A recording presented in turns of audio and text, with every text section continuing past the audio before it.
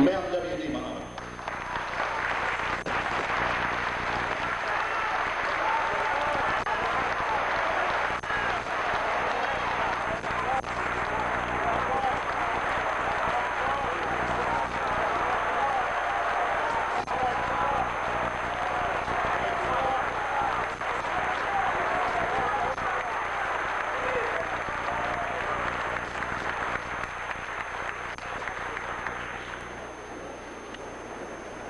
Dear believers, Muslim brothers and sisters, peace be unto you as we greet in Islam, Assalamu alaikum. We thank Allah, that is God, all the worlds, the Lord, Creator and Lord of all the worlds. We thank Him for our presence here. We witness that He's one for all His creation and for all people. And we witness that Muhammad, to whom the Quran was revealed, is the seal of the prophets, the last of the prophets, God's servant and His messenger, and a mercy to all the world. And we thank Allah that this religion has reached us in America, and we have accepted it, and now we are in harmony with the spirit and letter of this great religion revealed to Muhammad in the Quran by way of the angel Gabriel, as they call him. We're thankful to Allah because this is the greatest thing that could ever happen to any people, for them to get religion correctly from God. We didn't get it easy. We got it the hard way. But so did the people of Moses. They got it the hard way too. They were in bondage. They were under Pharaoh.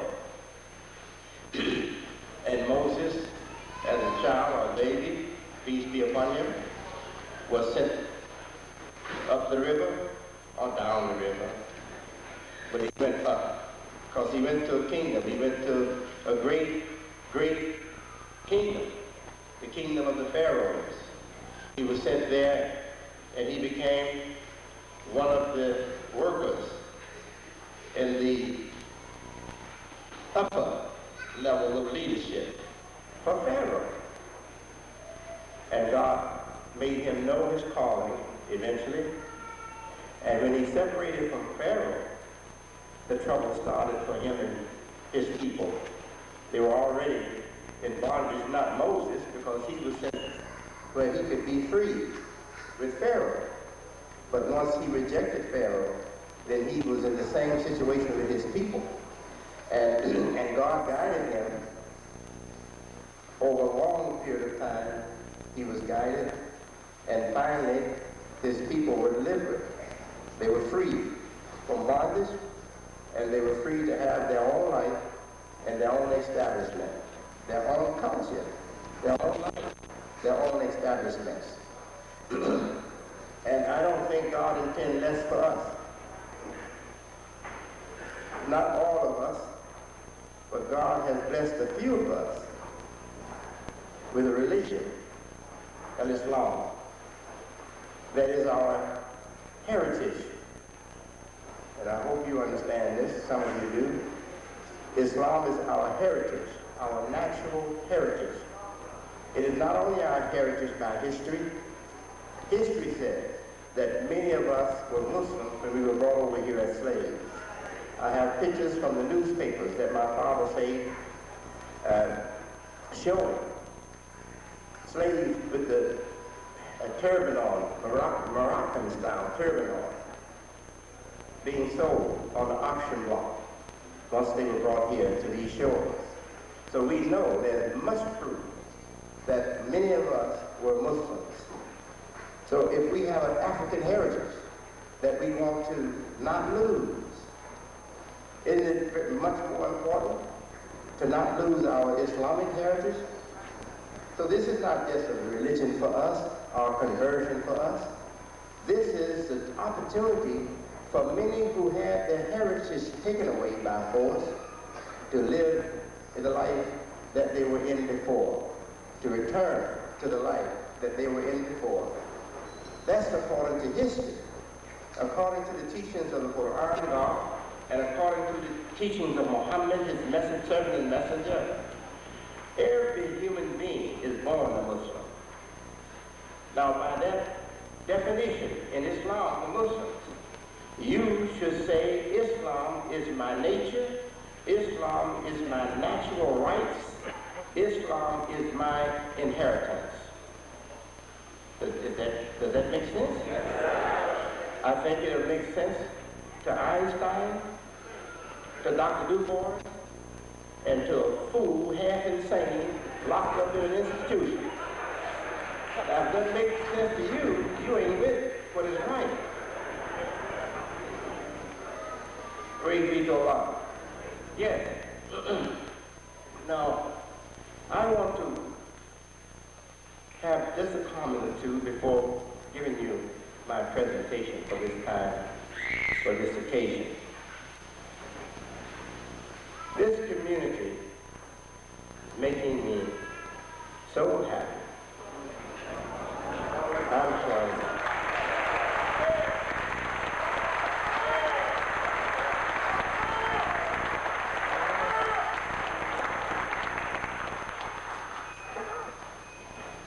Everywhere I go now, almost, just about everywhere I go, I may see something, you know, looking sloppy and like his hair dead or dead. But everywhere I go, I see bright eyes, bright spirit, dignified people going after class. And that makes me so happy.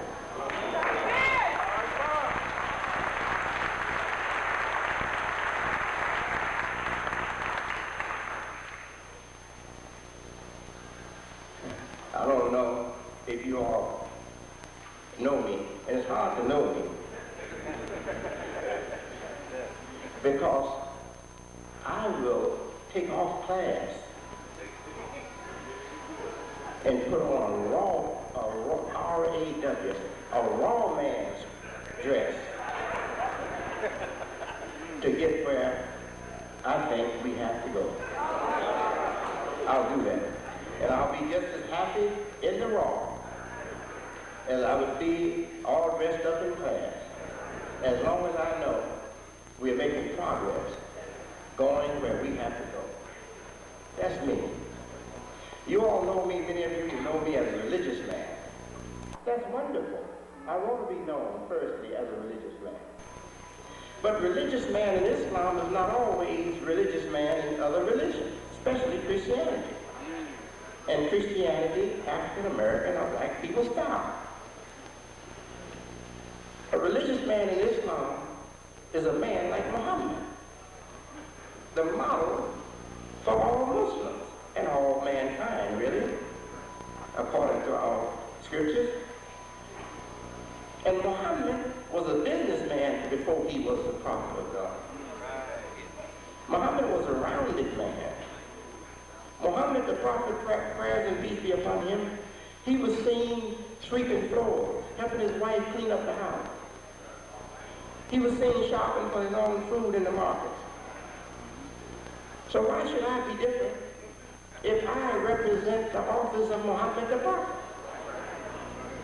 If I represent his office, and every man that claims to follow the Quran and his tradition, you are representing, whether you know it or not, the office of the prophet, Prophet Muhammad. So if I am representing his office, shouldn't I be like him? If I don't have that nature, I should pray to God and try to take on that nature, where I can be comfortable sweeping floors, comfortable going shopping in the market for my own things. We can't say we follow him and then reject his lifestyle. He didn't have the lifestyle of those who love pomp and glitter of the world. That was not him. He was far from that. But he was not the kind of leader to impose his taste on other people. And then God said, Understand that Mohammed began with few powerful people as his companions. God blessed him to have a few powerful people as his companions before he became a prophet. So when he became a prophet, they remained his companions, and they were the best of the people to follow him. Like the Caliph, Abu Bakr, we call them Caliphs now. Like his companions, the Sahabas, Abu Bakr, Ali, Uthman, Omar, great men. He blessed him with those men. But the mass, the majority of followers were poor people. The poor. I don't know if you have heard the story or seen the movie about Ali Baba and the 40 Thieves. The ones who wrote that story, they were looking at Muhammad the Prophet. And Ali Baba is supposed to be Muhammad the Prophet. And the 40 Thieves means his followers. So this is a criticism, this is a negative thing, this is a ridicule of our Prophet and his followers, his first followers, Ali Baba and the 40 Thieves. But at least they had to tell the truth about his purpose. He wasn't out to get riches.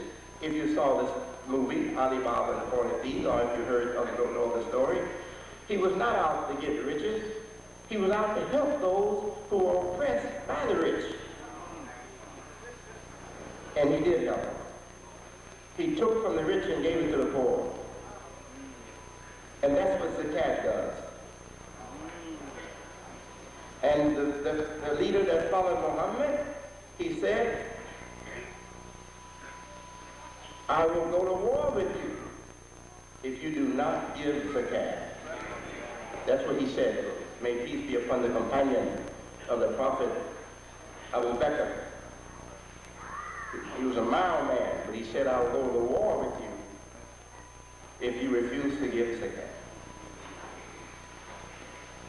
Now that was right after the Prophet had been among them, walking and talking and living and working for them. What do you think happened over a period of centuries now? What do you think the people are doing now? They have left Islam, and they're calling themselves Muslims. All over the world, they have left Islam. Very few Muslims in the Muslim world. Very few leaders, Muslim leaders are in the Muslim world. The great majority of them have left Islam and are living like their ancestors were before Islam came, living like thugs, gangsters, con men, oppressors, etc. That's the state of the Islamic world. Not coming from me, this is what they say about themselves. And what I know about them, I study them. Yes, so this is not the only negative I have to bring you here today. One learned imam that I admire so much, I prayed for him. I prayed for Muhammad, Prophet first, and then after him, I prayed for this man. And this old man told me once, he said, Wallace, you know, the beginning of our religion is a negative. See, we have to say a negative before we say a positive. It begins with la, no. Ilaha illallah, no God but God. It begins with the negative, to establish a power, to bring in a positive. And God is my witness, I'm going to bring you there. I'm going to come from the negative. But I'm coming from the negative so that we can be more positive. Praise be to Allah. Now, let me congratulate you who hosted this, for the Imam who hosted this event, and the organizers and planners and organizers who initiated it, and the beautiful and beautifully clothed models that have given us this wonderful fashion show today.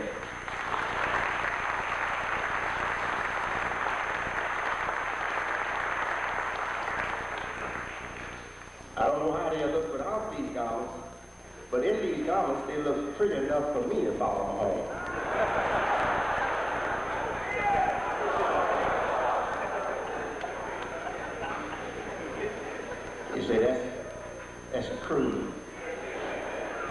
I'm glad I still got a little crudeness in my refinement.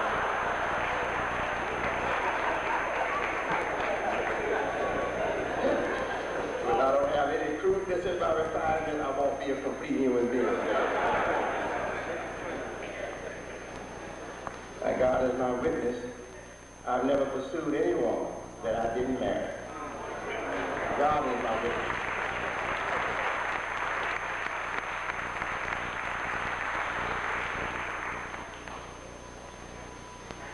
And I'm afraid of marriage, so desire is here, sisters, but I won't be far in your home.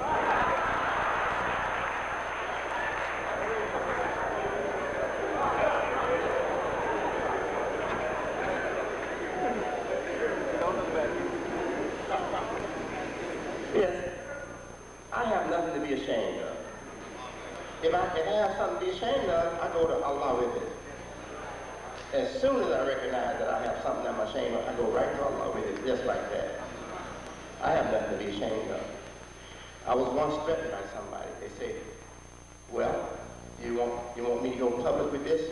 Trying to get me to do something they wanted me to do that I shouldn't have done, and I didn't want it. I said, go public anytime you want. I said, get on the 6 o'clock news and let me know in advance so I can be watching it. I said, you help yourself. No, can't blackmail me. No, sirree. I won't do a thing if I'm not ashamed. If I'm ashamed to face the people, I'm not going to do it. Because the people's wrath is also God's wrath. God's wrath is through the people and through your own nation. Yeah? So I know not to do anything that'll bring the wrath of the people on me. If I do that, you won't see me. If I have fall to that level where I'm that weak, you won't see me. I'll be gone. Say, well, he's missing. You don't know whether he's dead or alive, but he's been missing a long time.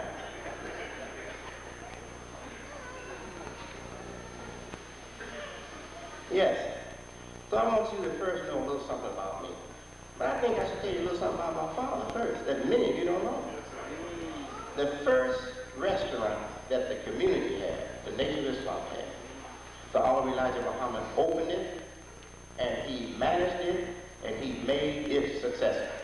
My father, and your leader you admire so much and love so much, the Honorable Elijah Muhammad. The first grocery store we had was opened, managed, and made successful by the Honorable Elijah Muhammad. The first butcher we had was the Honorable Elijah Muhammad. And he told us, he said, I went to the market, and I told them, I said, if you will show me how to make the meat cuts, I got a following, and we will do big business with you. He said, the owner said, no problem. So he put the Honorable Elijah Muhammad on an apron, and then he showed Honorable Elijah Muhammad the cuts of the meat, the cow, and showed Honorable Elijah Muhammad on the chop all the meat, and then demonstrated to Honorable Elijah Muhammad how to make those cuts. And he gave Honorable Elijah Muhammad the chop that he was teaching him from. The Honorable Elijah Muhammad took the chop and hung it up into the facility that he had bought with our money, because it was the community. Honorable Elijah Muhammad was supported by beautiful, wonderful people. He didn't have an outside job. He didn't have to, because he didn't have to have any work outside or try to get money from somebody, Arabs or somebody.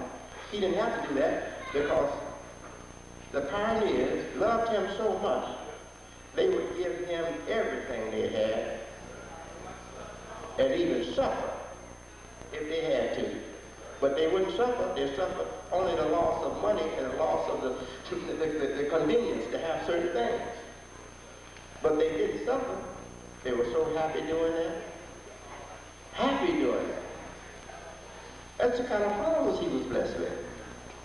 And a man that would lead the people the way he led the people deserved those followers.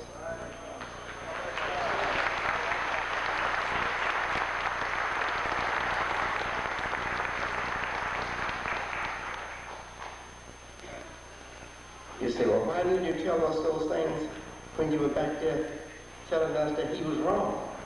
Because I first had to tell you he was wrong to break his grip on you. Right.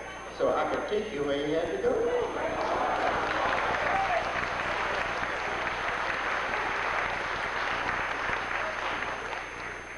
It wasn't my pleasure to tell you anything bad about the Honorable Elijah Muhammad. That was never my pleasure. It was what I had to do. Now that it's over, we should lift him up, because he was much more a Muslim than he was not.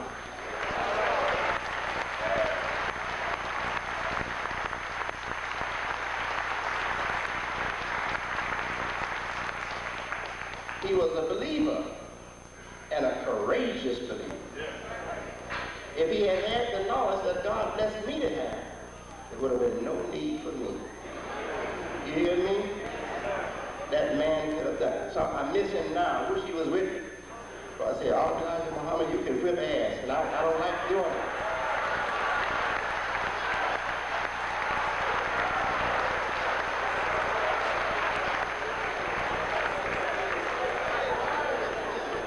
Now see, don't say he used a curse word. I will use, but I'll tell you that the picture I had in mind when I said ass. A dumb, stubborn donkey that bark on you when you need him most.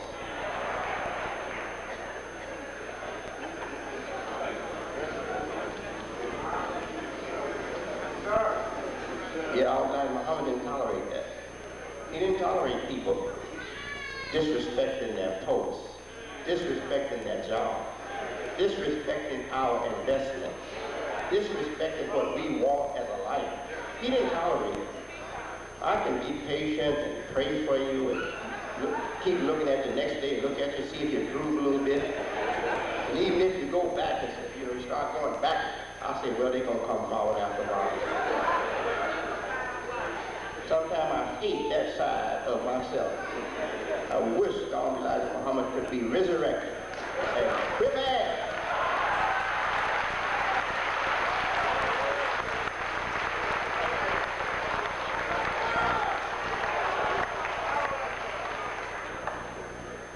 He was a strong man. Nothing could deter him. Nothing could turn him around. The world threats of putting him in jail. The FBI. Nothing could turn that man around. Suffering, imprisonment, suffering the lack of the goods of this world because his followers were extremely poor in the beginning, 30s and 40s, and the 50s too. Change only came in the middle half, the last half of 55 and on up. Big change came. Yeah, but nothing could change him. Big shots coming from across the water to question him on what he's teaching. They sit there. He said, brother, you just don't understand. Nothing could turn that man around. Now, if he hadn't been that kind of man, we wouldn't be here today. I wouldn't be here. You wouldn't be here. Yes. So, now that we are over the troubled waters and we're on the land where we can see what God wants us to do with our lives, I want you to know my Father. When the 60s came and he was getting old, he said, we have to make a material show so our people will come to us. So he went after material things. And to get the material things, he knew he had to have men who wanted the material things. So the leadership changed from humble, spiritual, God-fearing, God-loving people. That's what we were in the 40s, in the 30s, in the 40s, in most of the 50s. To those who want the fancy things of the world. He pretended to be pleased with them because he needed to use them to get his material work done. I came from out of prison myself after doing about 14 months in Sandstone, Minnesota. For what, same thing, he got 5 years straight for it. And he did it, 5 years, including the jail time he did. He actually was locked up for 5 years. So I came out, and when I saw this new group of leaders, this is negative, I told you, so I'm not going to bring it, but for the sake of having more positive in this community. Not for the sake of negative, no. I looked at them, I said, wow. So these people are different. This is not the same nation of Islam. They had big shining rings on their fingers, long leather coats, long fur coats. Not just the ministers, but also their wives. Well, I can't tell you everything. And I was successful only because God accepted me for my goodness and my intent. And also being a son. Not just a son, but I have to say, the favorite or the favored son of the Almighty Allah.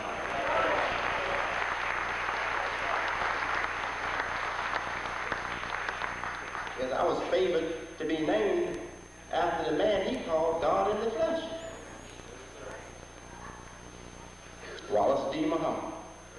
We got postcards from his teacher right now, where his teacher signed. Wallace D. Didn't even put Muhammad. Wallace D. That's all he got on the postcard, Wallace D. And sometimes he put W.D. and F. Farrar. W.D. Farrar. That's how he signed his correspondence to my mother, to my father, and to my father's brother, Kalat, who was supreme captain in the time of Farrar. He sent them cards. And I didn't ask for those cards. My cousin, the son of my Uncle Kalat, brought me cards that his father had and showed them to me. And my mother, before she passed, she said, son, I want you to have these. And she gave me some cards from him. And one of the cards, I'll tell you exactly what it said. It said, sister, the new child has come, the new delivery, something like that, has come. I can't remember exactly what it was. A new child, a new baby, a new delivery. It wasn't baby. But he said, has come. I know that. And he said, you promised to name him, you promised to give him my name. He says, take good care of him. That's what he said. This is the teacher of my father, writing this on a card to my mother. And that was not the only card he sent, asking about me and telling her how to take care of it. Now, my father was in prison. My mother took me to see him maybe 2 or 3 times. I know 2 times. He was in prison in Milan, Michigan. Milan Federal Correction Institution. Prison. Federal jail. Federal prison. And one time, she came to me and she said, Wallace, your father sent something from the Quran and he wants me to read it to you. And she read it to me. And he said that he wants me to give it to you, as she gave it to me, the paper that it was on.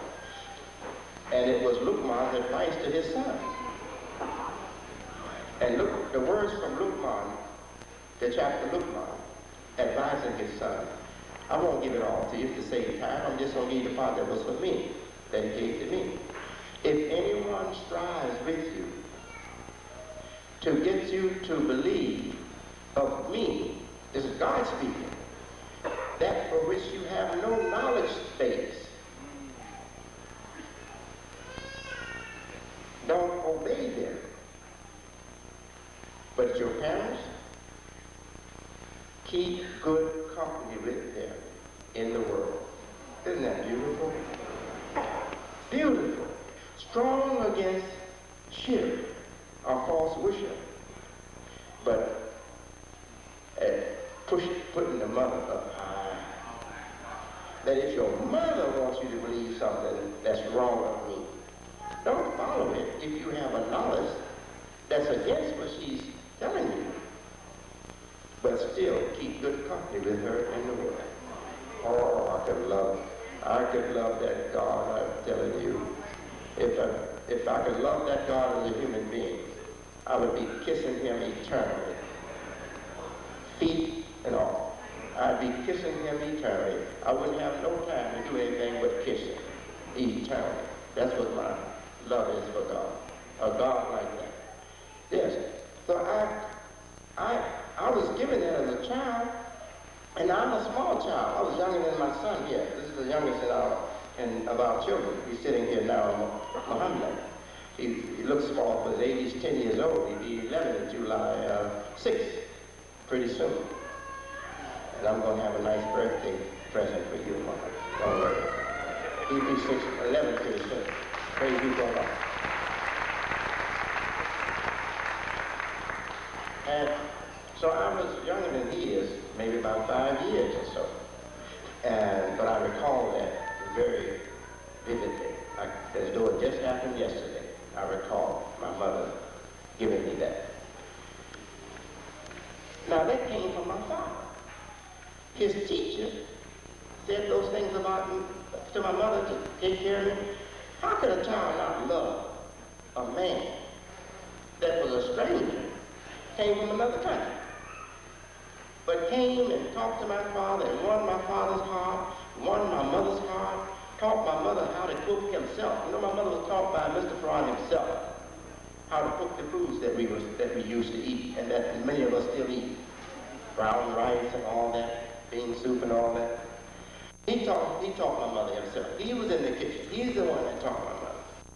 So how can a son not love that person that did that? And a father who's locked up and sent a son by the hand of his mother, words like I shared with you. Do not follow your parents. That's how it goes in Luke. It says, if your parents strive with you to have you associate with me, that which you have no knowledge base, don't follow them, but keep good company with me in the world. That means for the rest of their life, as long as they live it, you're supposed to keep good company with them. That's a wonderful God. Now, my father said that to me. Don't you know I have to be thankful to him? Don't you know that that endeared me to him more than anything else that he had done? Because actually, I didn't have a father in my house until I was 13 years old. No father in my house, except through my mother, or with my mother. And believe me, she kept him more present than he could have been if he was there physically. When he came and started living with us after imprisonment, we had it easy. Yeah, he was mild. She didn't have to enforce the law for him, you know. He was there, you know. She could relax a little bit. I said a little bit. She was still, as she said, I'll put the skin off your bone. She was still to be feared. Though he was there, milder man, much milder he would be, much milder he would be. Yes. So I'm sharing this with you so you can see better. Me. If you see me better, then you can accept me better. I'm not after money. I've never been. And I want you to know my father was not after money except for a cause. He never been. I've seen the ring, I saw a fancy diamond pin on his tie once. And he was conscious of me and I was conscious of him.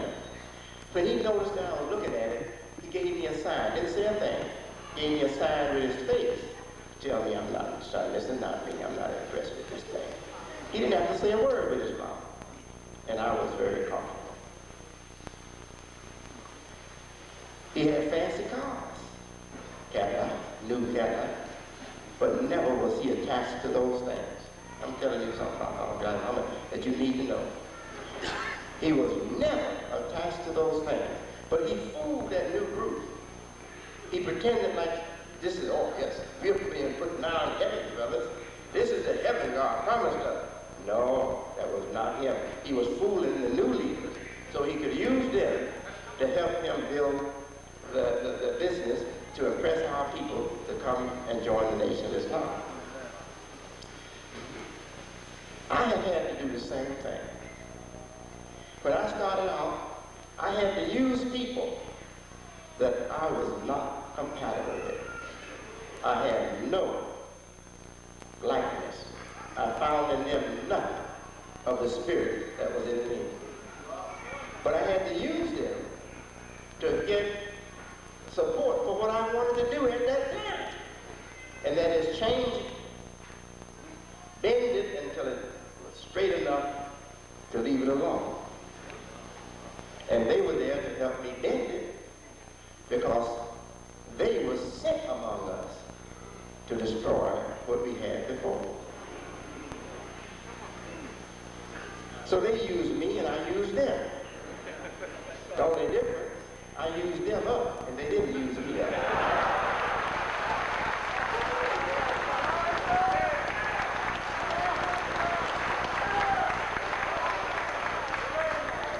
And most of them, when they saw that I got all out of them that I needed or wanted, they respected me so much. A big one, maybe the biggest one among them, in the leadership. He said to me, he said, Minister, Supreme Minister, they called me back then. He said, Supreme Minister, I don't want to hurt you. I know what you want to do. I see what you're doing. So I'm not going to hurt you. I'm going to just go. I'll just leave. And he left. He said, if anything you ever need from me, just call. Just ask me. Now that was a man that I pray God keep him and bless him with a good life here and hereafter. That was a strong and honorable man. Another one almost as big as he was trying to get me to take on a style, a fancy style as a leader, wear fancy robes looking like Christian minister's robes, that wear those big old bishop robes, those big old robes and stuff. So I pretended to go along for a while. But when I got a chance to actually have him tailor that robe for me, I had to let him know, no, I can't do that. And he was trying at the same time, giving me all kind of high books on the high science and Christian and religion and the mysteries of religion and stuff, because he had taken such courses like that in college. That was his qualification as a college graduate. He was qualified in religious symbols and mysteries of religion, Christianity. So he's giving me all these big books. So he came with this other big man of ours, with a big old book like this, after coming with one big like that before, come with another big one. So I had to stop. I say, those are not the books. I see just a little portion of the Quran. It's more than you have in all those books. That's what I told them. I didn't get any more of that stuff from them. They stopped. They respected me. So anyway, this one told me, now out of the clear blue sky, we in the secretary's office, we just working. He just out of the clear blue sky looked at me, and I could see the dislike in his eyes. He said, go on and go blind, man. Not a word said between me and that day on anything like that, only business. He looks me in my eyes and said, go on and go blind, man. He left and never came back. I didn't say a word to him. What was I to say to him? He's telling me to go on and go blind. I wouldn't say anything to him. It's finished with him. I can't help you, but I don't want you to help me. So he left and never came back. I prayed for him too, that God will give him good, and maybe one day he will come this way. Yes, I do. Because his rejection of me was not personal. He was an agent with a job to do. And certainly my rejection of him was not personal. I'm an agent too, with a job to do.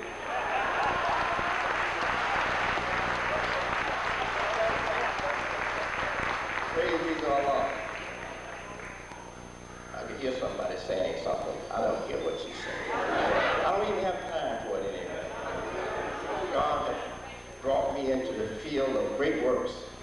I don't have time for that anymore. Yes.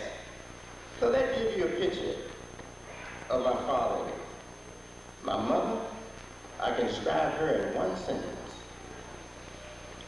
She lived and died for W.D. Farrar and her husband, Elijah Muhammad.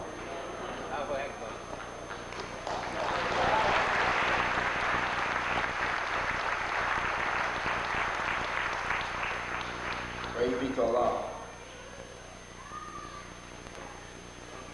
Nature doesn't give us strong, special people like that often. They don't come often.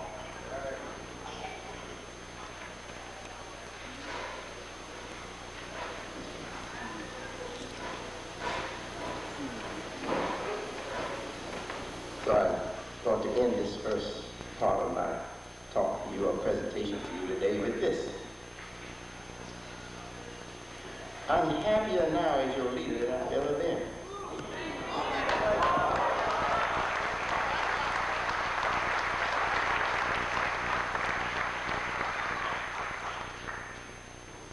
It's rejoicing time now. The bad times, trouble times has gone. It's rejoicing time now. Praise be to Allah. But it's not time to drop our guard.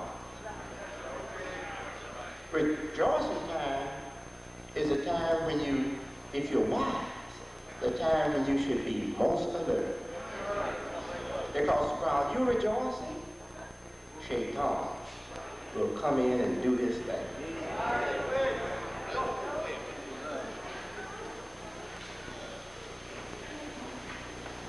Brothers come in the egg meat market.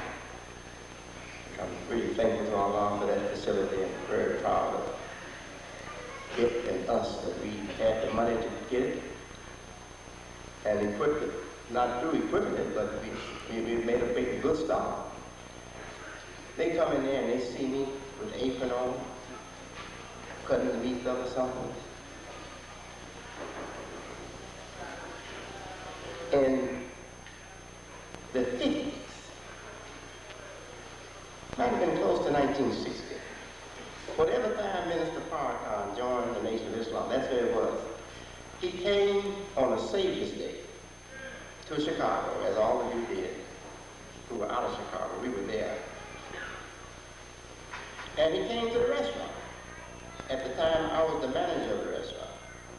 But how did I get to be the manager of that restaurant? My father started me off on 31st and Wentworth with my brother, slaughtering live chickens. Yes, we slaughtered our own chickens. Back then, on our way like Mohammed. And you know what he told us to say before we cut the throat? He told us to say, Bismillah. He said, and then say, now he didn't have the whole thing, but when he had knowledge of it, he used it. He gave it to us. He said, say Bismillah. He said, and then say, creature, if you can save your life, save it.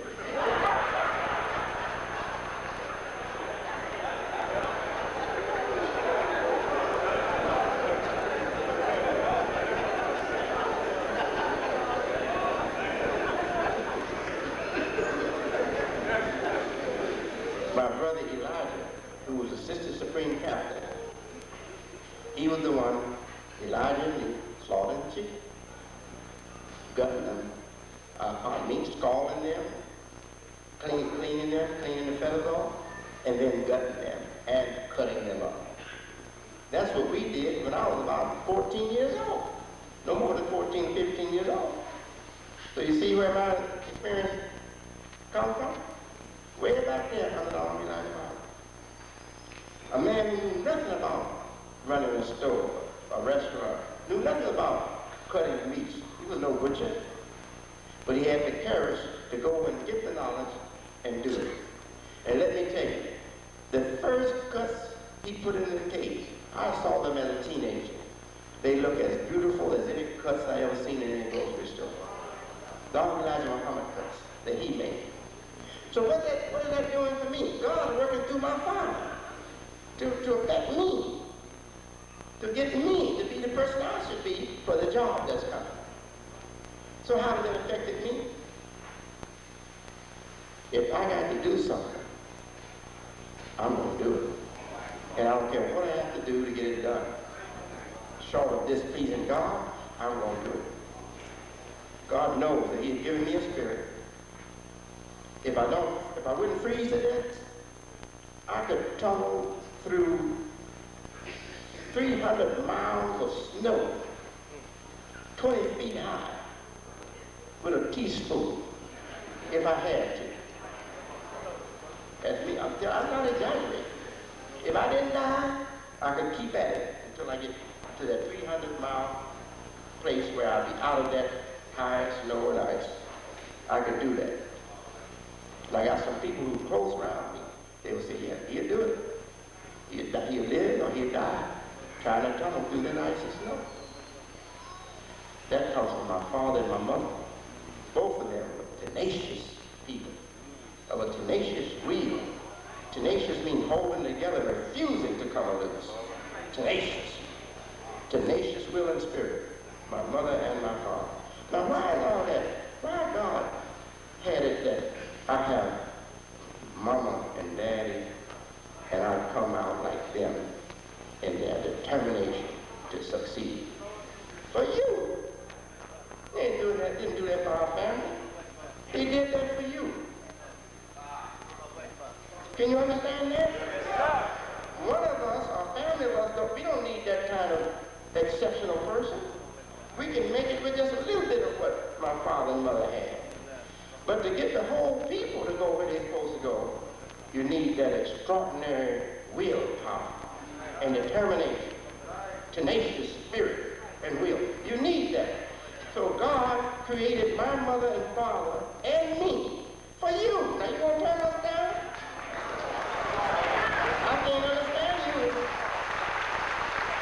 He didn't do it for us, he did it for you. That's why we love you.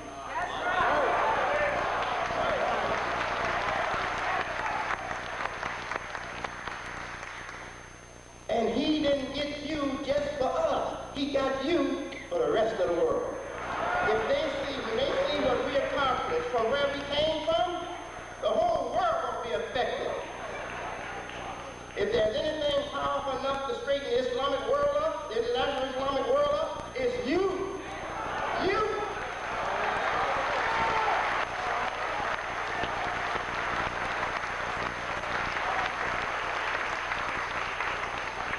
And if we affect the Islamic world, the international world of Islam, in a way to make them straighten up and fly right, oh, Muhammad's going to come back to this earth.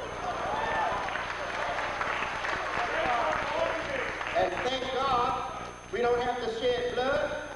The world is much more civilized and humane than it was way back there.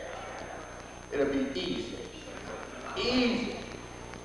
And God will do it with us or without us. But I know he has chosen us. He didn't choose Elijah Muhammad, he chose us. And he didn't choose Wallace, he chose us.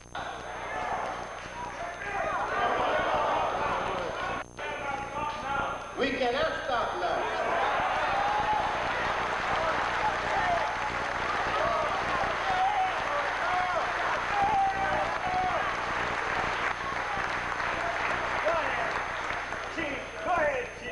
Praise be to Allah.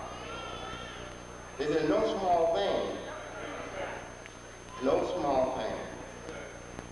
My father was not a prophet.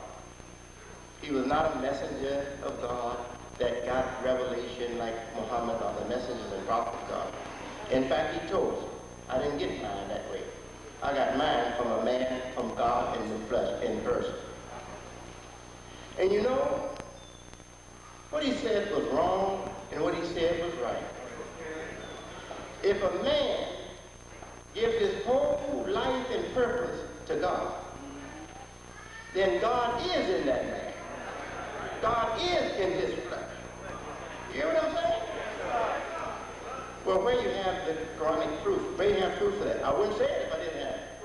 God knows I kill myself before I lie against the Quran.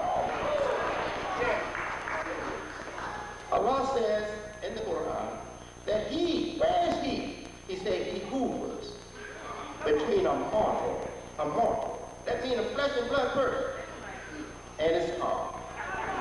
And his heart. So if he hovers between my body and my heart, he's inside me. He's inside me. He's inside me, keeping me, preserving me. And you know all the great religions of the book and Quran and Islam, which is established by the Quran and Muhammad, the Prophet peace be upon him, say that God is everywhere. Allah says he wants us to give our attention and our focus to the house, the holy sacred house built by Abraham and his son Ishmael. Ibrahim and Ismail, the two prophets, father and son. But he says also in the Quran, whichever way you turn yourself or your face, there you will find the face of God. So whichever way, he said whichever way, that means God, God, God, God. He is everywhere.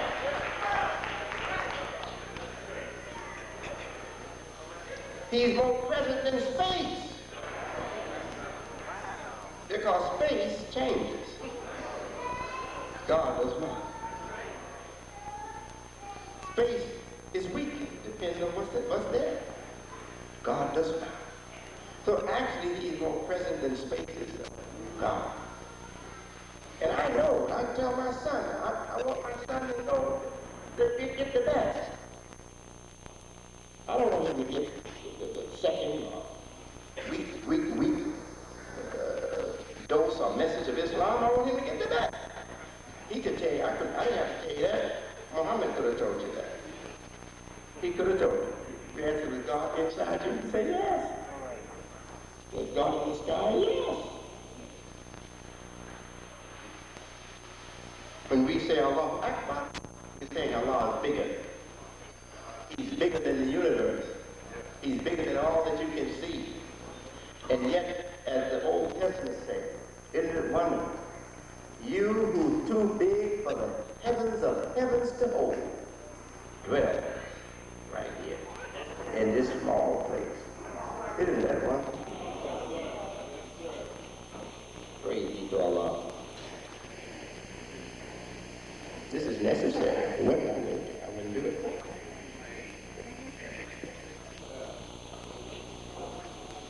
Now, before I go further, I want to say this to you. The money world is the cross of CROSS. The money world is a cross. On it lies crucified.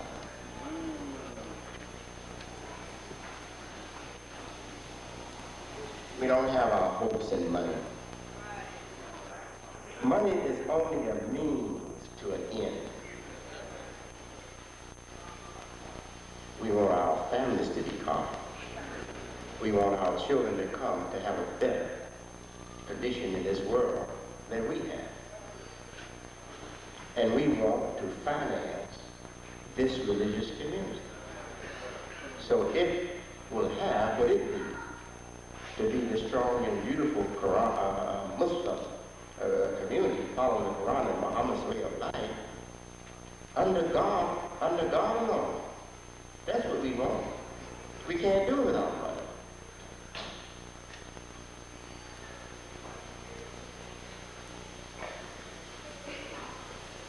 Believers want a religious community that they can feel good about. And just like the poorest one of us like to dress up nicely, we want to dress our community up nicely. We don't want our schools in a condition that shame us, not to mention how it shames the Quran and Muhammad's way. We don't want our messages, our centers, shaming us. We don't want our teachers shaming us. We have to bring everything up to par so that we feel good when we look at it and we can celebrate our accomplishments. To do that, we have to have money. And I'm not the leader that will allow, with my endorsement or with my consent, your leaders that claim to be following me, to oppress you and treat you like you're pack animals or slaves. I won't accept that. So if I won't accept that, how are we going to get your money? You don't have enough money for them to put them in nice cars, nice living quarters, and dress them up nicely. You're poorer than they are. You don't have enough money for that. So we got to get the money, and the only way I know to get it is the way the world has got it. Business. Business. We have to be business. We have to have business sense, and we have to do business in a business way. Bismillahirrahmanirrahim.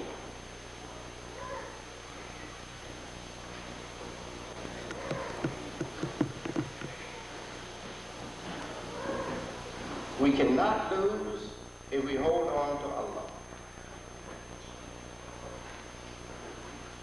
Christianity says, Judaism says, Christianity says, Islam says, God will never break off from you. You have to break off from him. He will never break off from you. And then God revealed in the Quran, says, hold, cut your arm, grip it, and hold on to the cable, the rope that God sent down to you from heaven. A firm hold that will never break. A firm handhold for you that will never break.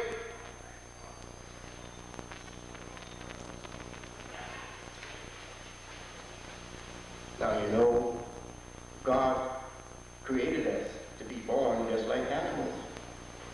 Animals of the womb that are tied to the mother by the, we used to say navel cord, umbilical cord, or navel cord.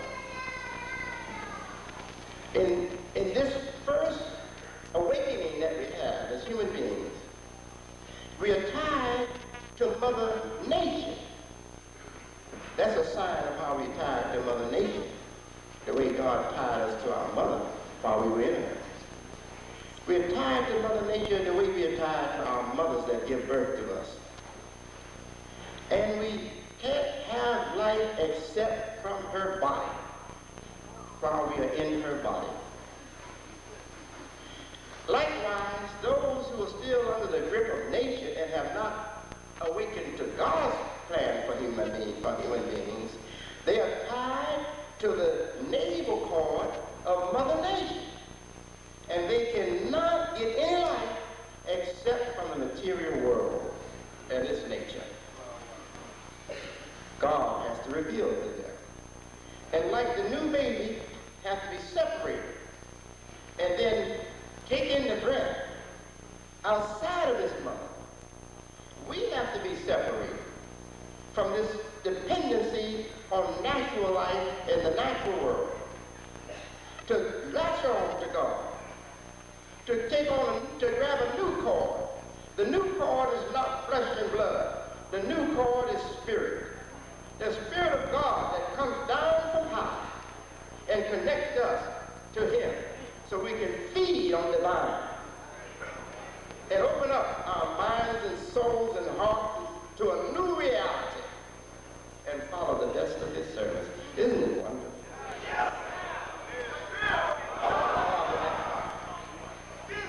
God has done that for us. So let us wake up and respect what He has done for us. You know, sometimes a great thing can be done for you, and you fail even to thank the person that did it. Maybe they die, and then you start to think back on what happened, and you start to weep and cry because you didn't thank them like you should have. Too late, dear God.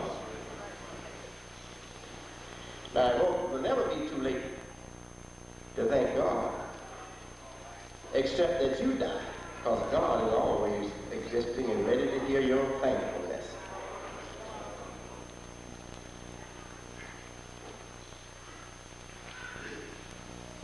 Bismillahirrahmanirrahim.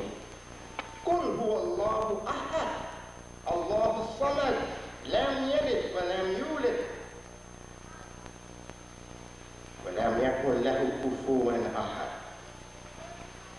God revealed over 14 centuries ago to Mohammed, the seal of the prophet, the mercy to the world, telling him and us who follow him to say, He, the God, is one Lord.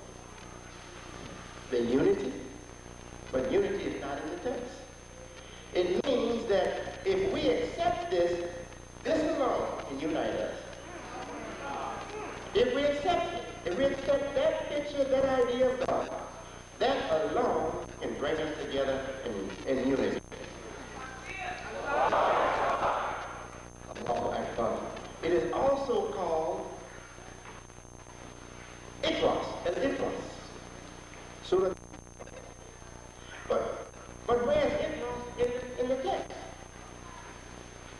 The Arabs, when they finish with the discussion, or they finish with something, and they are tired of this belonging, like some of you all might talk here. God, no, I'm not holding you. I'm not holding you. God is holding you.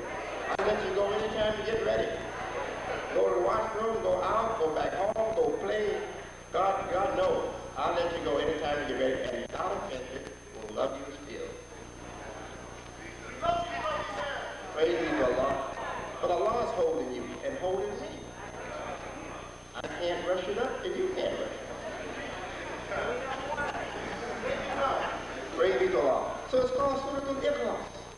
And the Arabs, when they finish with something, they say khalas, from the same root. Khalas.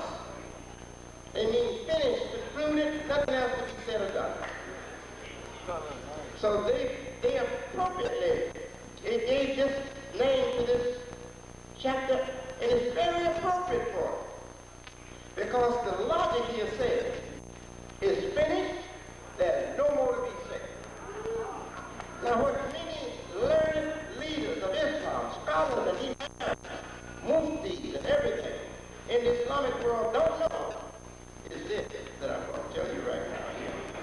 Go ahead. The Bible ends with Revelation. Said it is done, finished. But it wasn't done.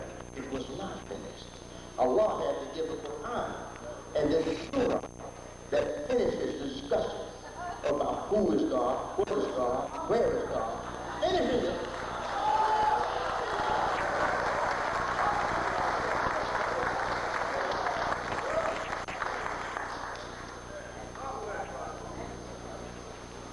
Praise be to Allah.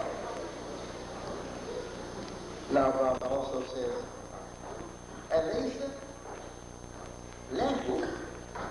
أليس له الخلق والحمد. This is another trouble spot for theologians. Well, why is people and religion. Now, God, you acknowledge that God made all this. The skies, the earth, all the natural things, and the human beings that he created to also be creators. You hear what I said? The human beings he created to also be creators. Well, where you get that from, brother man? And he, Allah, Ahsan Khaliqin. He is the best of creators. So that's not enough that Allah made other creators. He's just the best of the creators.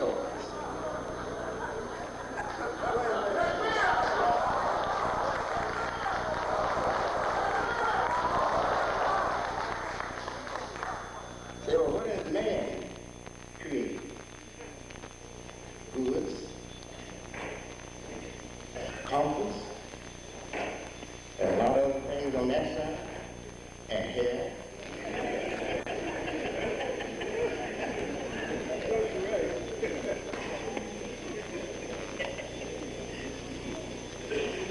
Now, I'm going to address this to you, brothers. I'd like to call you my co-workers, imams, in this community. You imams and leaders. God knows that there's nothing I want to give you except peace.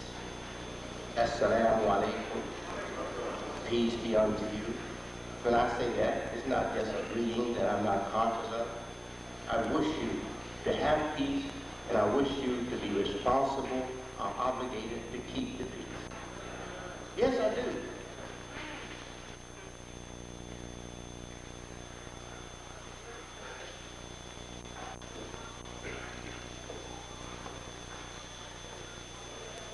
There is another chapter in the Quran. Bismillahirrahmanirrahim.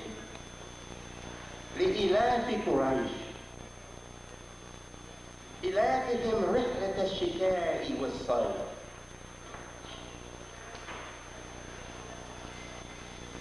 For the protection of the Quraysh, the tribe that Muhammad the Prophet was born, that was his tribe. Its protection is assured over winter and summer. The two extremes, winter and summer. Winter brings death to the earth and crops, and the warm weather brings the light back again. The extreme of both can be very harmful and punishing. Extreme cold can be punishing. Extreme heat can be punishing. The cold will kill your work. The farmer, the agriculturalist. The cold will kill your work, but also the heat will kill your work. Dry out. And grass is the most tender and vulnerable to these changes.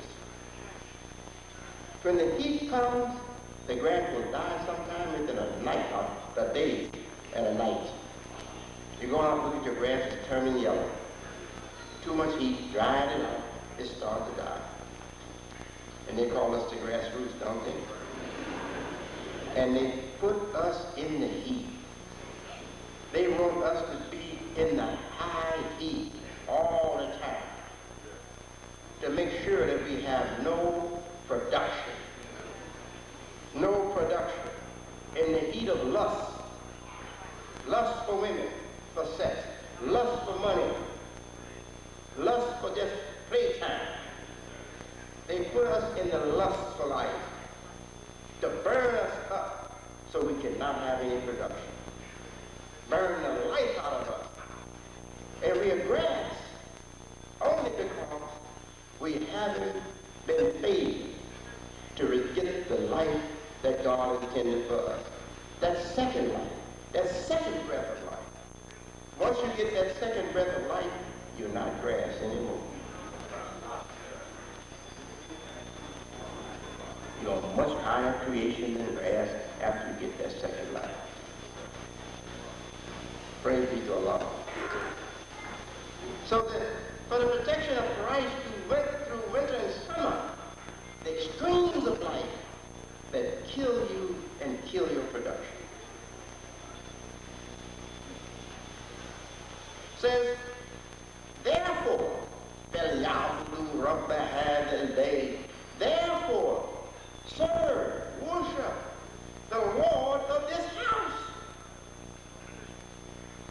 Now, the house built by Abraham and his son Ishmael, the descendants of Ishmael is accepted to be, or known to be and accepted to be, the Arabs. The Arabs. So this is saying to the Arabs, it was your father, whose father was Abraham, who built this house. And this house is the reason why you are protected from the extremes of winter and summer. Pilgrims were coming there before Mohammed the Prophet. Pilgrims came there because that house had lost its meaning and connection with God in the right way, but it still was a connection with God. Only with 369 gods, so history says, that they had placed in that house 369 household gods. Some were said to give them better crops. If you pray to them, their crops would be better. If you needed rain, pray to this one, the rain will come. If you need money, pray to this one, money will come. If you need healing, pray to that one, healing will come. So they had a God for almost everything. If you want the land to bear more, pray to that one, God of fertility, the land will bear more. But they had that kind of attachment to their house, and their gods were in their house. And because they all shared that belief, they all would come once a year to make circles around their house, just as we do now. The only thing, they didn't have the dignity that we have. They thought it was nice to go around the house in the nude. So they would go around the house in the nude, naked. This is history. They would go around the house in the nude. What that means, what that tells us about them and that house, it tells us that they believed that house was the beginning of creation for human beings. That house was represented housing the first life of human beings. And the first life of human beings is naked. The baby is the first life of human beings. And the baby comes here naked. So they saw that house as a house that protected the first human being, the most ancient of houses. I could tell you a lot on the house. All right. So God is saying through Muhammad to his people, the Arabs, he's saying to them, you didn't do this yourself. God bless you with this good situation. Where you got a house, you've lost the purity of it, but you still got the house, and it brings all of you from distant places once a year to this place. And that's how you survive the winters and the summers. The extremes of the winters and the summers. The merchants would get rich once a year, like they do now. The merchants would get rich for doing every pilgrimage. They would get rich because people are coming in. They have to stay there for the duration of the time of our pilgrimage, and they have to have food. They have to buy things, so the merchants would be ready.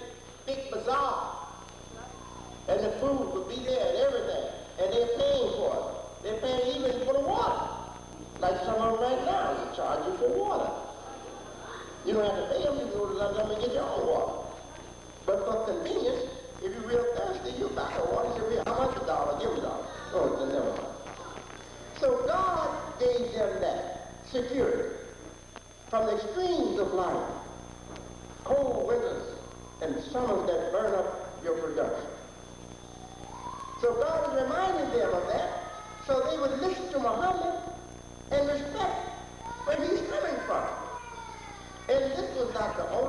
chapter, or the only piece of revelation that caught the Arab's attention, but this was a powerful piece of revelation from God that caught the Arab's attention. Now you may say, well, this revelation is not to Arabs. You're correct. It's to all of us.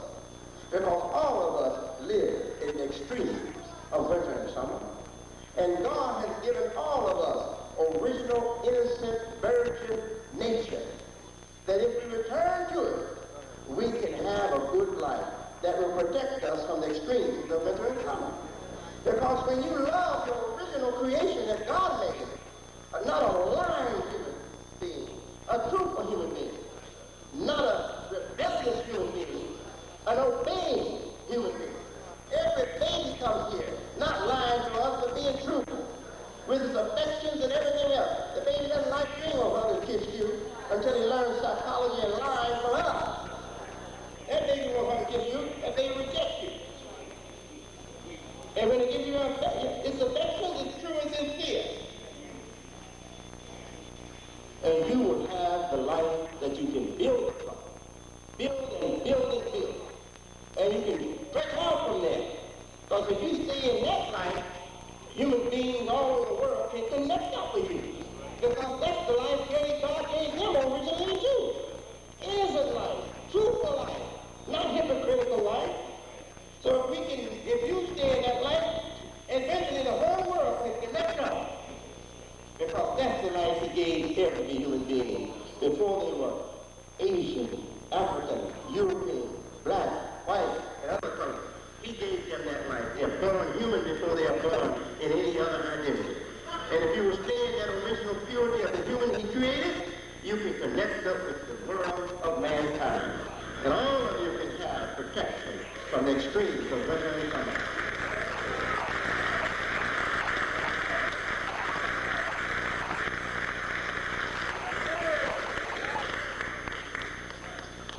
We can't stop now. They'll have to kill me and all those with me. We will not stop now. They couldn't stop us before. Now you done got the second breath of life, you're wasting your time.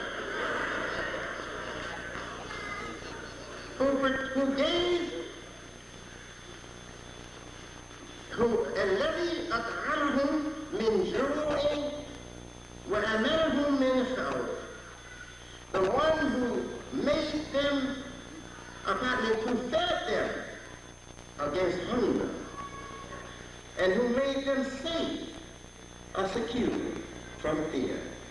Isn't that wonderful? And you know, when we're hungry, we start to be afraid about life. Oh, I'm going to die if I don't get something. Right? Hunger and fear goes together. The extremes of the one gives you the extreme of the other.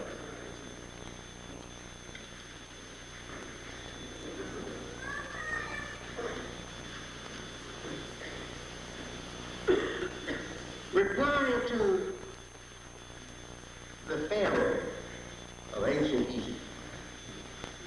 Pharaoh got to be so mighty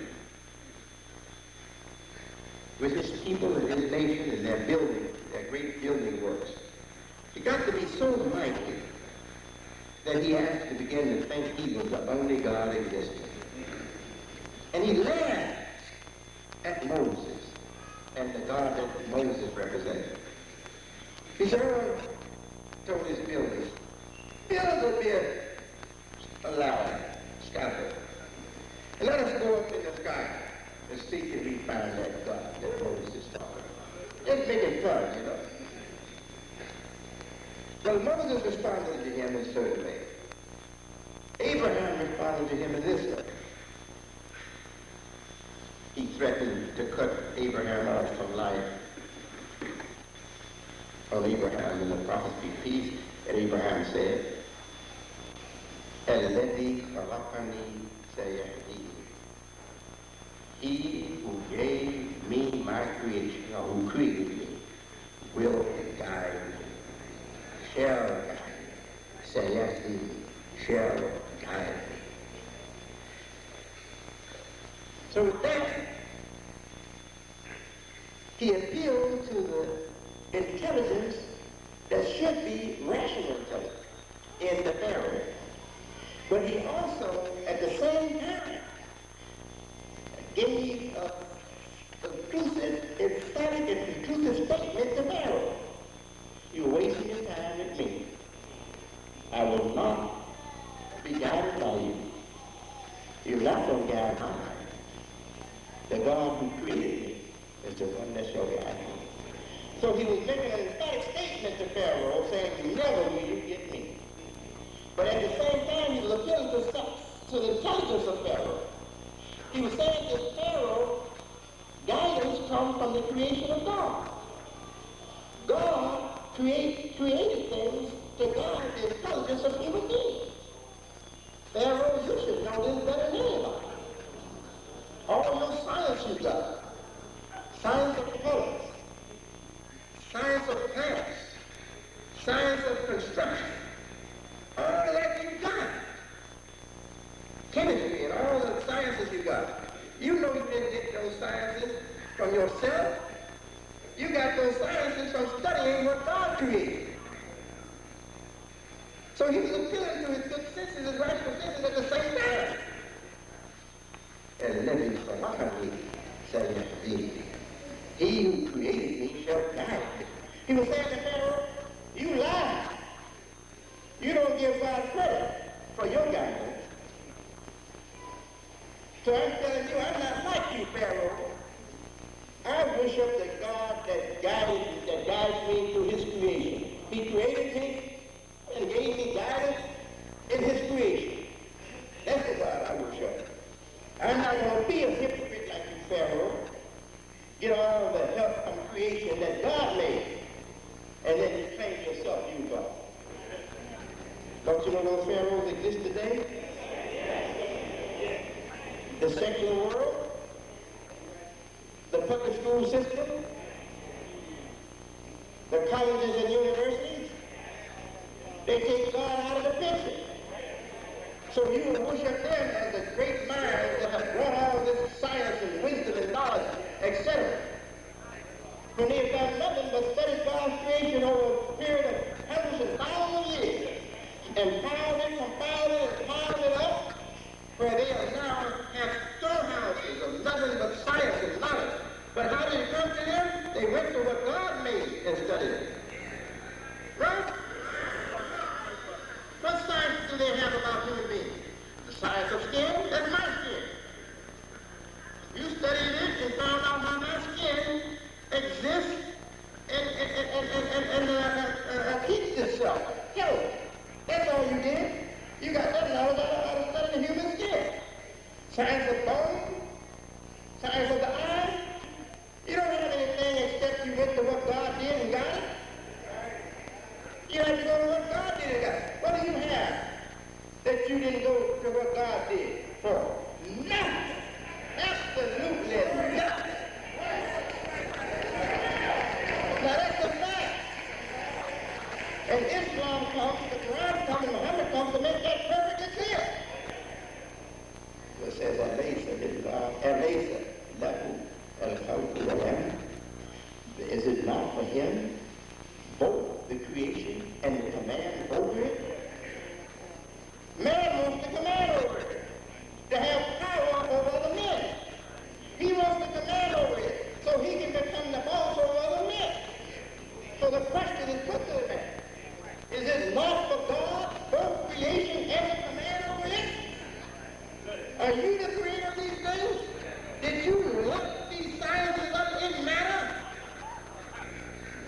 Did you create nature to have this kind of discipline to educate you? No, you didn't. God, the creator, did. As well as your own self. He created you too. And gave you design.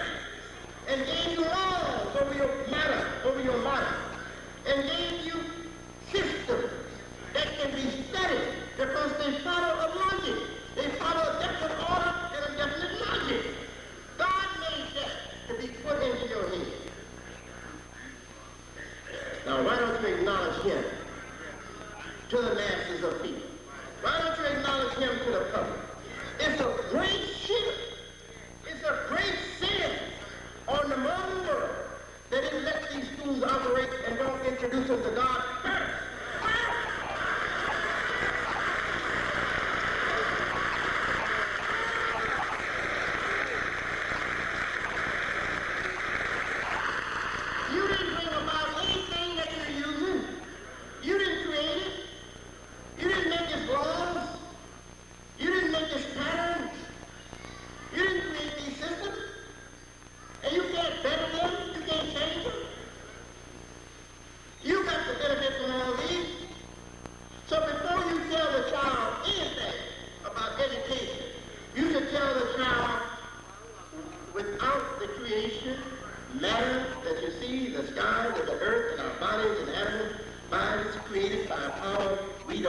and can't conquer, we would not have anything to teach you in this school.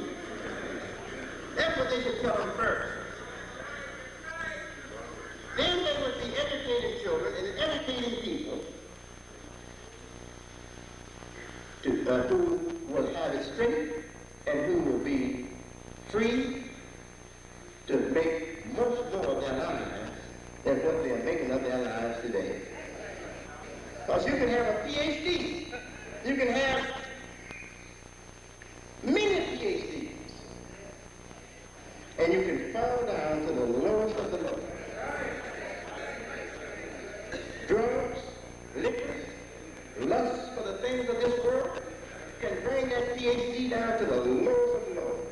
Disappointment, something he attached himself to or she attached herself to, disappoints you, fall down sometime to the lowest of the low. But if they would introduce education correctly, begin with the God that made the world out of which all knowledge comes.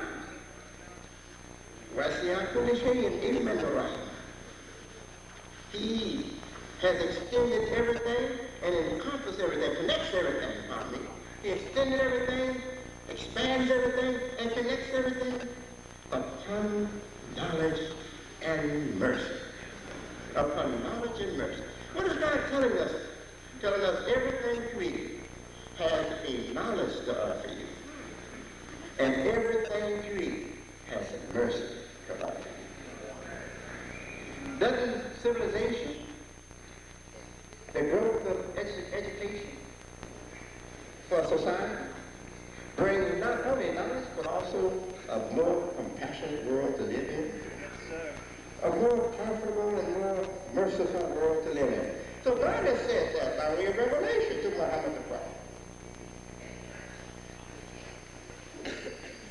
Yes, this is necessary, what I'm doing. Take your time.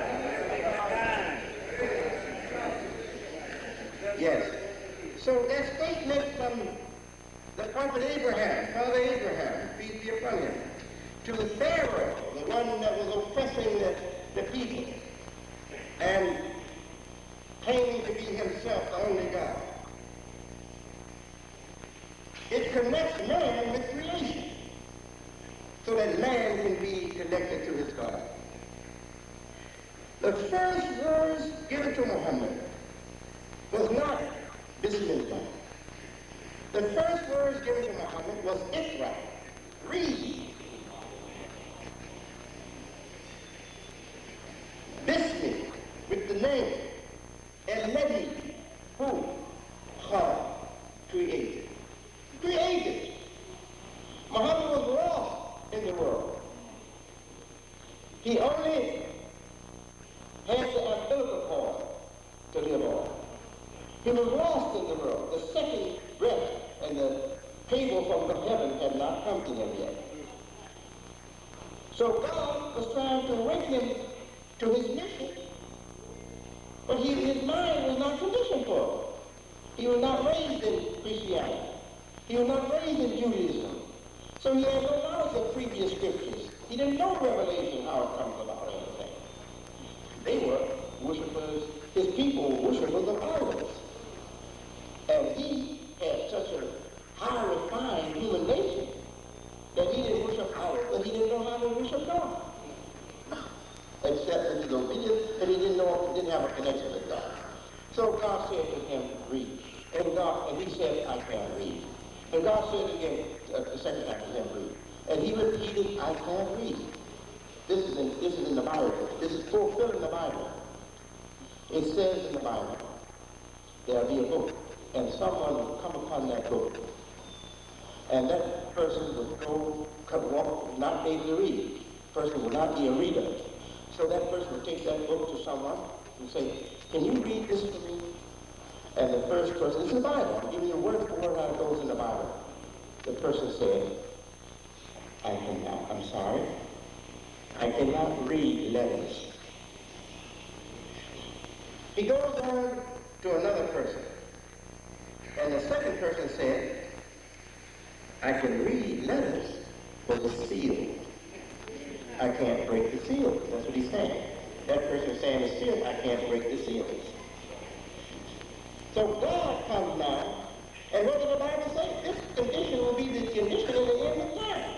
So there will be darkness covering the whole earth. That was the time that Mohammed was born in the donkey. There will be darkness covering the whole earth. And it also says in the Bible that there will be a famine. So, but it won't be a famine of food. It will be a famine of hearing the words of the Lord. That's what the famine will be. All over the earth. That's the time Muhammad came in. Our prophet. The seal of the prophet is the last. That's the kind of time he came into. So he comes in and God speaks through him to the world.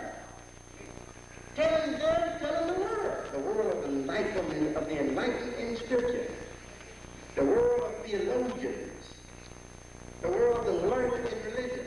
He's telling them that's how it was told out. Now, listen to my sermon. This is how it's being opened up again. So I came to him. No one can put the light into the world again after darkness has covered the whole world and all is wrong. But the God who sent the light in the first place said, well, now I come to Muhammad. And I took him who had not been taught by you all. And I told him to read from myself. And he couldn't read, not even from me. He could read. But when I connected him with creation, he started to read. Praise be to Allah. I know you educated ones. You understand what I'm saying. And you know the beauty and the value of what I'm saying. Whether you accept it or not, you know it. But many of these here, they can't appreciate it like you can because they don't know the sciences of the material world. And they don't know how to connect those sciences with the God that made the material world and how to appreciate what God has done through man while he was still in the womb of his mother, not even outside of himself, our flesh. What God did for him made him so wise with the powers of creation, with the knowledge and powers of creation, and just want him to be born again. That's all. So he can have even a bigger work, and even a more compassionate work, and even a more scientific and more knowledgeable, if he would just accept the threat of the bigger reality that God has waiting for him, if he would just come out of his mother and be born again.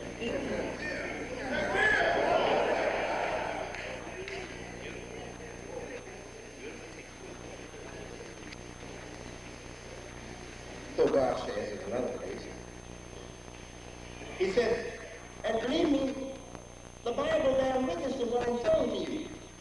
The prophets in the early scriptures of parts of the Bible, writings of the Bible, how did they find God? It's still there in the Old Testament. They looked at, like Abraham did, they observed the natural phenomena. They observed the natural world and its work. Stars, sun, rain, clouds and rain, thunder, lightning.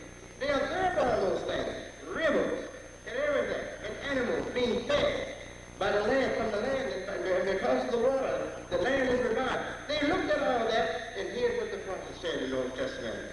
He said, I know by your handiworks, mean what you have done. Handiwork, mean your art, your creation that is so beautiful and done so artistically. I know by the work that I'm looking at that there is a God behind all this. That's how they came to know God. The real God. God says in our holy book, who has said to my worshipers,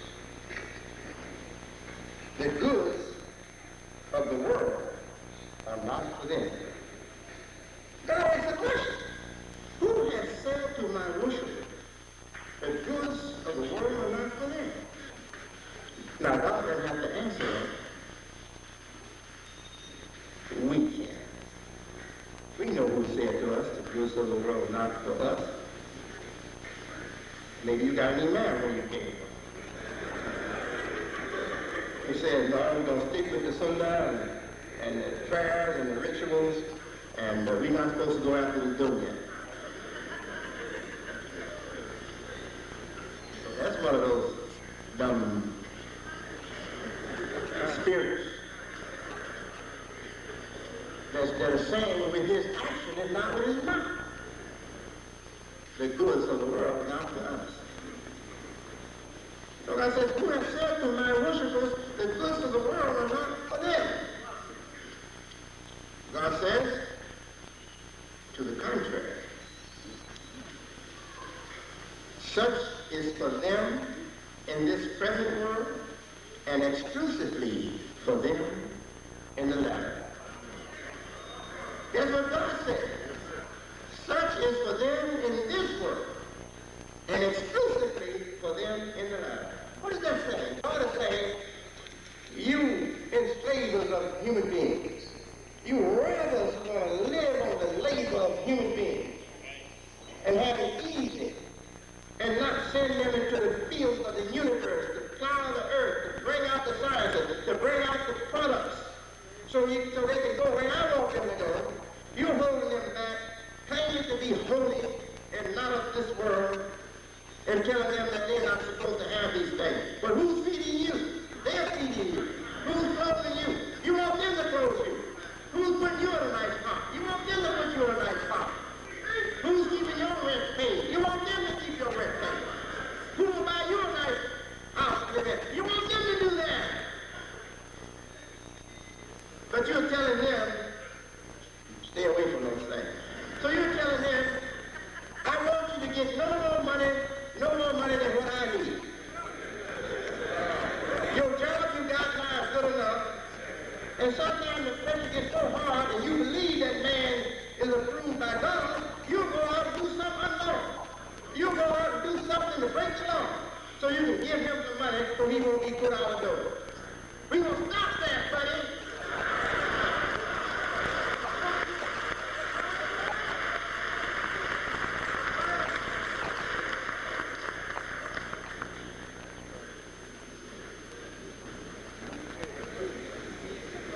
God is the provider.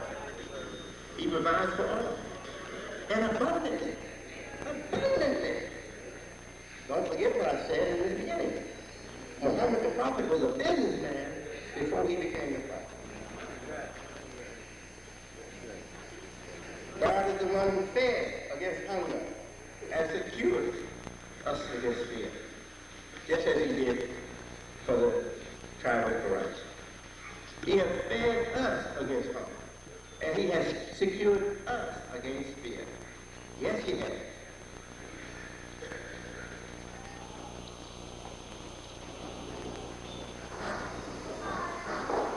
Those who truly believed and followed my Father and his way, you didn't live, you gave your all, but you didn't hunger. There's always someone, we had a brotherhood and a sisterhood. There was always someone you could go to and eat. You didn't have to be hungry. Isn't that wonderful?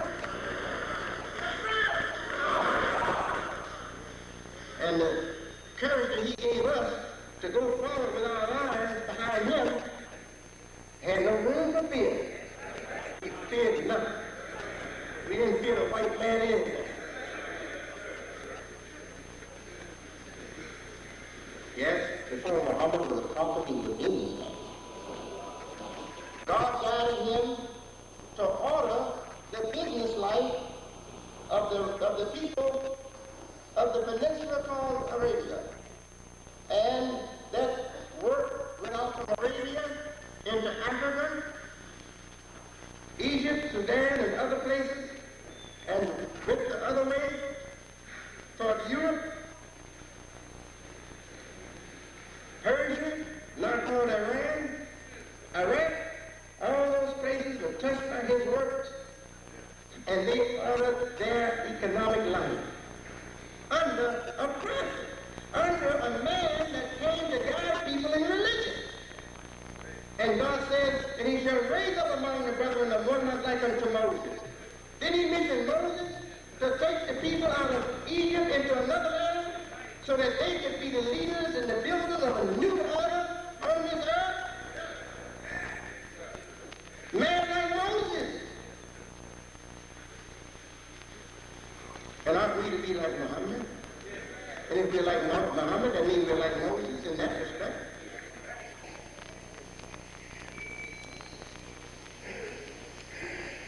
God guided them and they became builders, great builders.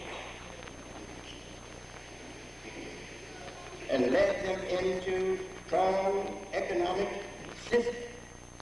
A strong economic system that would take care of all the people and all the nations that would come into it. It wasn't limited to one people or one land, but the system was made for all people and all lands. Yes, a system regulated by zakat. By zakat.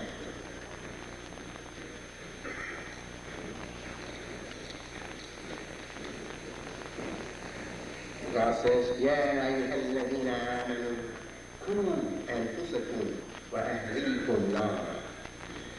All believers, save your own self and your family from the fire of hell, from hellfire. But it didn't say hellfire, it said nara, just fire.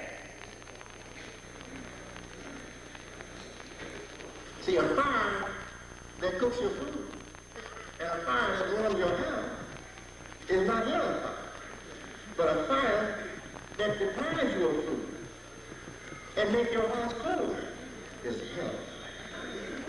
Is hell. In other words, passions that make your life comfortable and good is good fire. And passions that make your life uncomfortable and bad is hell fire. Bad passions that take us to hell. How do you know this, buddy, man? Where do you get the thought to talk like that? It's not put like that in the Quran.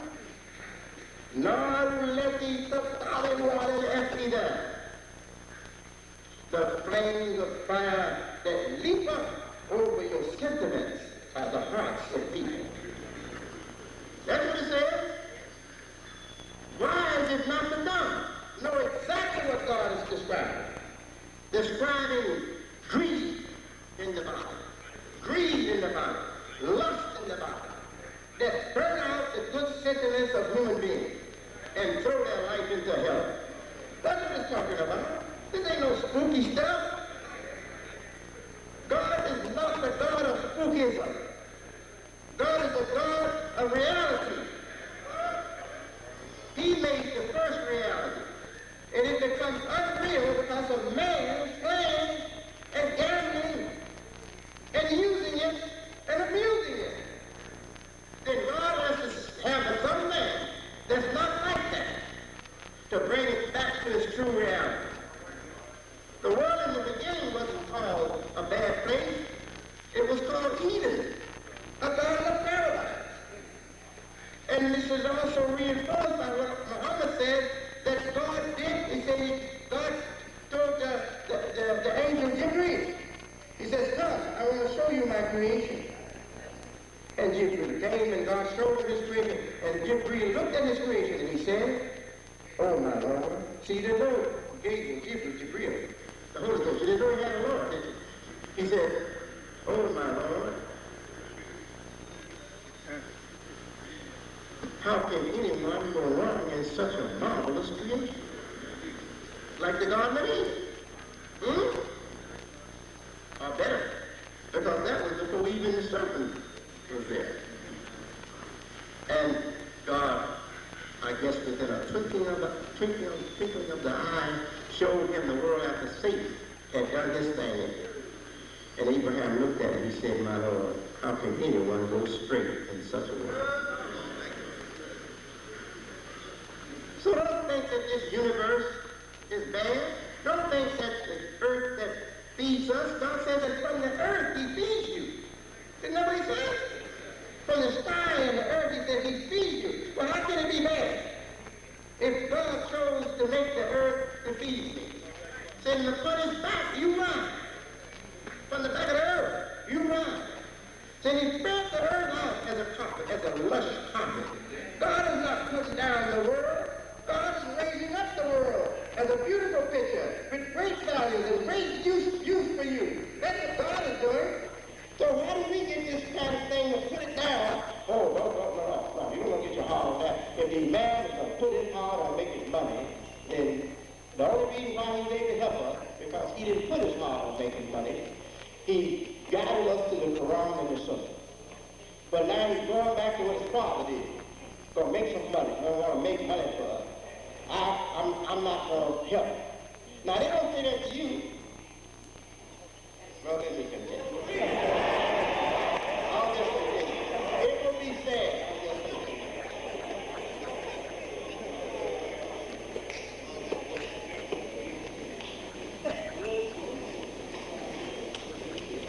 Yes.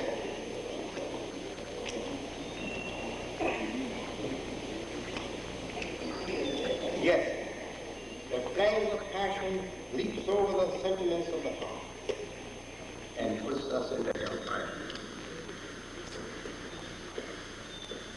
This has happened to many of our so-called leaders in MAS and the Muslim American Society. And they're working against us. They ain't working with us, they're working against us.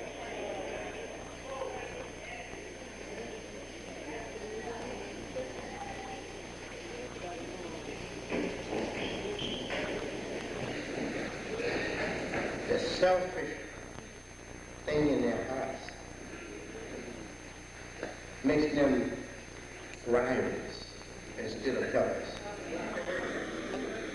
They are our rivals instead of our helpers. And they didn't just come about it. They're among us and they are organized secretly. And they organized secretly long ago, even before I became your leader. They organized and set themselves over you by a show of support for my father in the first phase and by a show of support for me in this phase.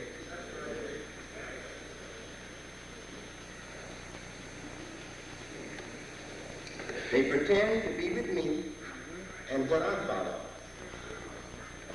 Years ago, a few joined, but most of them worked against our collective buying program. You will recall that, many of you.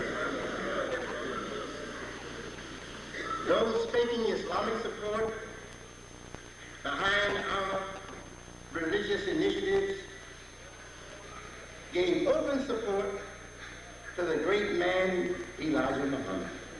Gave open support to his economic program.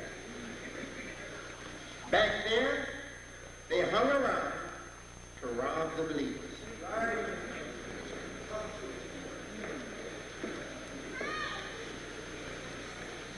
Their being among us here is to rob the believers. As religion teaches, in its first progression, human nature is attracted to the darkness of mystery and secrecy. So if you can catch the baby still in the womb of nature, of the natural world, and having been freed from that, to be connected with the divine life and the divine world, you can lead that baby in darkness. In the womb, the life is in darkness. And it is happy there. It is comfortable there. It does no work to merit any credit in the world. It has to be freed before it can do work to merit credit in the world. All the credit goes to the imam, in whose stomach you are.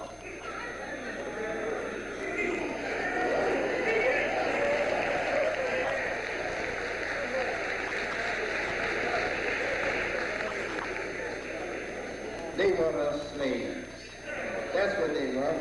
They want us slaves. While we live and after we die. But while we live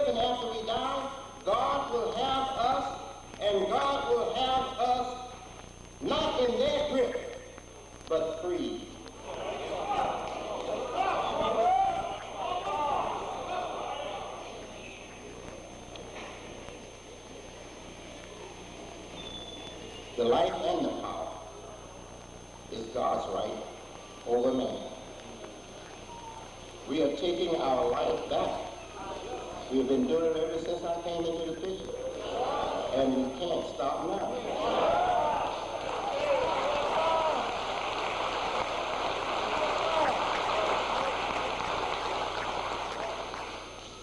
We are taking our life to where God will have it. We ain't gonna stop until we get there. We ain't gonna stop halfway with just half of our life to satisfy slave makers who want to just suck our blood till we're gone from this earth. No. So I say to you, imams, that have shown me by you not coming out in the Muslim Journal, making a statement in support of what I'm doing in the way of business. I'm saying to you, you're against me and you're against us.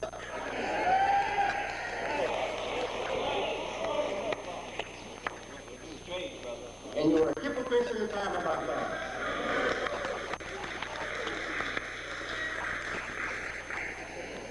I don't want anything for you but a better life for you. God is my witness. I've loved you. I've shared more of my knowledge and understanding with you than I've shared with anybody else.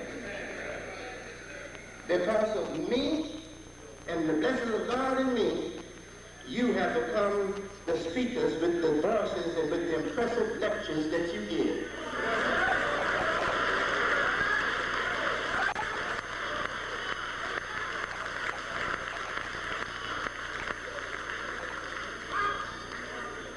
And I shouldn't be nice to anybody that keeps robbing us and taking from us, but don't want to see us have what God wants us to have. I shouldn't be nice. Our jihad is with you, slave-making imam.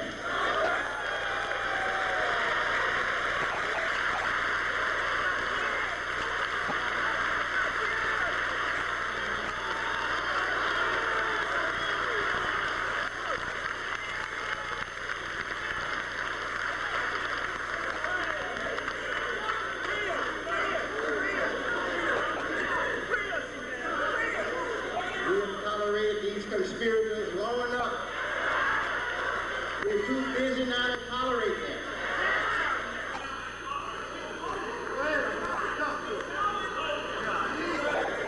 So like God empowered Mohammed, our prophet, the universal model for human beings and mercy to all the world. Just like God empowered him to say what he had to say, he has empowered me to say to you almost the same words. Fight us with all you have. We will stay Muslims, Americans, business people, and halal.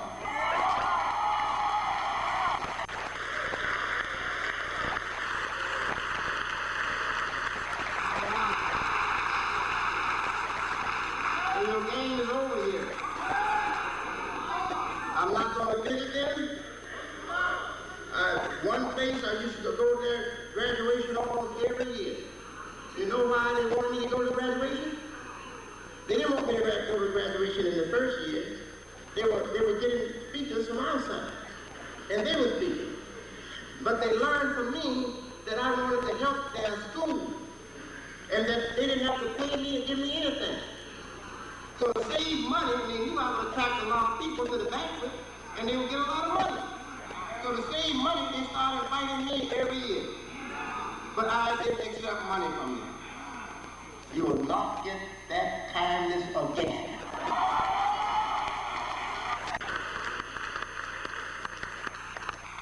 And you know who I'm talking to. They know exactly who I'm talking to. The MAS as an organization does not belong to you. I'm talking to those imams that fake support to rob all of us. It does not belong to you. I'm the one who gave you that seat.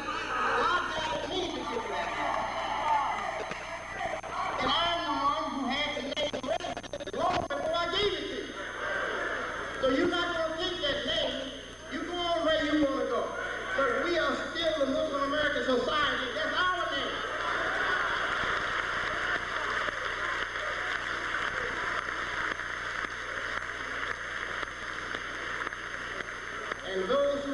standing firmly for what I represent, we are going forward without you.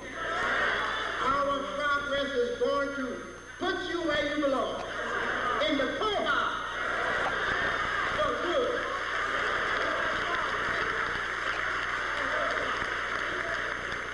Yes, God bless you with all your life, Mohammed, and bless you with freedom through his sons. Yes, you had no freedom before. Bless you with freedom through his sons. That's why you have your own administration in your local places, and you do your own thing in your local places. It's because through his son you were given that freedom. Now you take that freedom and use it against me, and what I'm trying to do. You don't deserve anything but trouble. And when I cut you loose, that's just what you're going to get.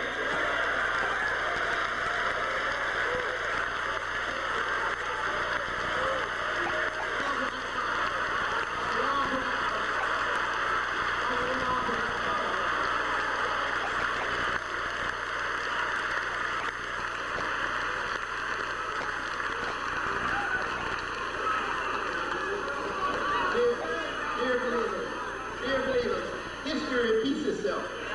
History repeats itself. God bless those rebellious, arguing followers of Moses to be led out of bondage into promised land. And they got out there and they set out on it. So God said, according to the Bible, this generation can't be used. You have to linger in the wilderness for 40 years until a new generation comes forward. Now you know all of Moses' people was not in that bunch. Moses had followers that were not like that. So let them linger in the wilderness. We going to paradise. We going to the promised land.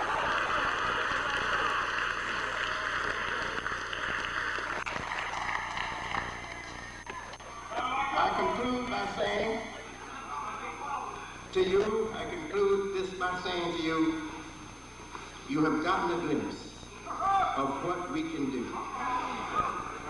for ourselves. And isn't that what it's all about?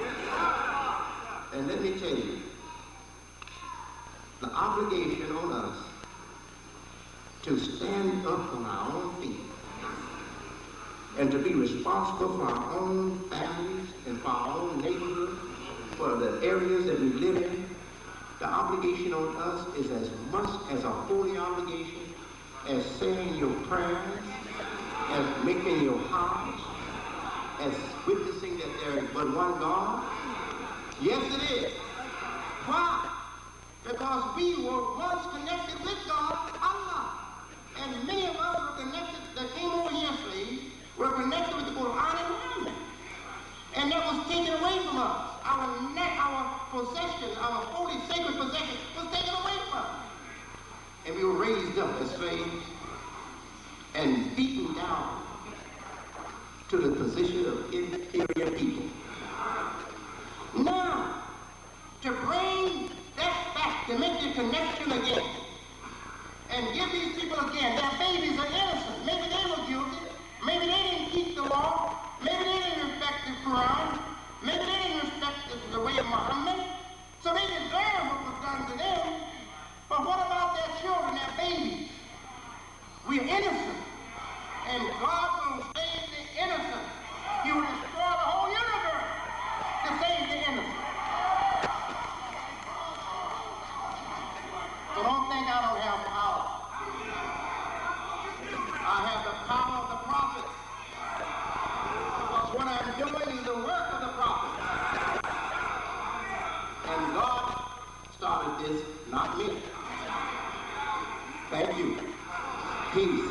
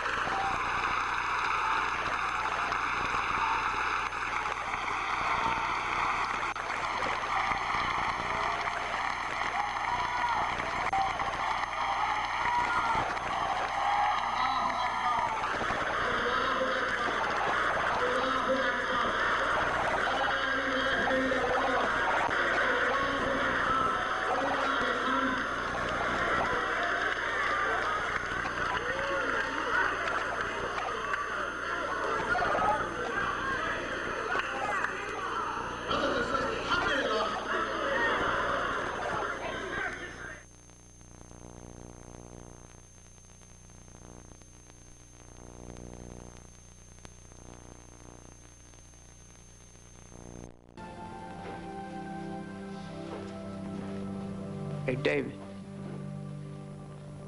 Don't be a bitch.